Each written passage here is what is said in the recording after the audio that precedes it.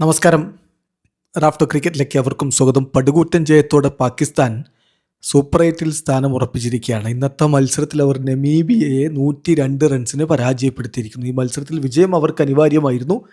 അത് അവർ സ്വന്തമാക്കിയതോടുകൂടി ഇപ്പോൾ ഇന്ത്യയുടെ ഗ്രൂപ്പിൽ നിന്ന് 3 കളികൾ 6 പോയിൻ്റ്. ഇന്ത്യ ഒന്നാമത് തന്നെയാണ്. ഇന്ത്യക്കിനി നെതർലൻഡ്സുമായിട്ട് കളി ഇപ്പോൾ തുടങ്ങും.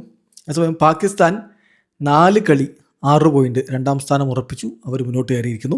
USA 4 കളി 4 പോയിൻ്റ്. അവർ മൂന്നാം സ്ഥാനമായി പോയി. അവർ പുറത്തായി. നെതർലൻഡ്സും പുറത്ത്, നമീബിയയും പുറത്ത്. ഇന്ത്യ നെതർലൻഡ്സ് മത്സരം അല്പസമയത്തിനകം ആരംഭിക്കുമെങ്കിലും അത് ഡെഡ് റബ്ബറാണ്, നമുക്കറിയാവുന്ന കാര്യമാണ്.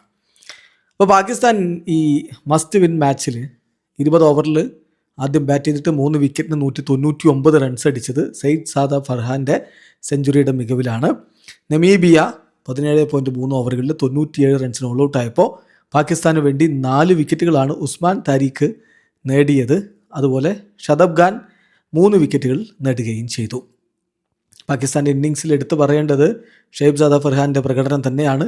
58 പന്തുകൾ നേരിട്ട് ഓപ്പണർ 11 ഫോറും 4 സിക്സും അടക്കം 100 റൺസുമായിട്ട് പുറത്താകാതെ നിന്നപ്പോൾ സഹ ഓപ്പണർ സെയിം അയ്യൂബ് വെറും 14 റൺസാണ് അടിച്ചിരുന്നത്. സൽമാൻ അലി ആഗ 23 പന്തുകളിൽ നിന്ന് 3 ഫോറും 2 സിക്സും അടക്കം 38 runs അടിച്ചിരുന്നു.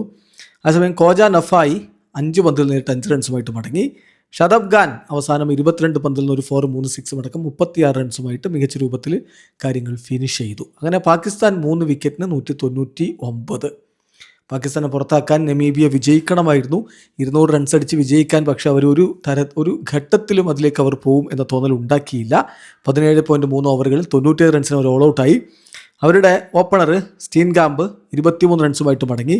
ഫ്രിലിംഗ് 9 runs, Loftie Eaton 5 runs, Erasmus 7 runs, Busing Wolschenk 20 runs, J Smit 9 runs, Green 7 runs, Trumpelmann, duck, Myburgh 8, Scholtz 1. ഇങ്ങനെ അവരുടെ വിക്കറ്റുകൾ ഒന്നിനു പുറകെ ഒന്നായി വീണ് പോവുകയായിരുന്നു.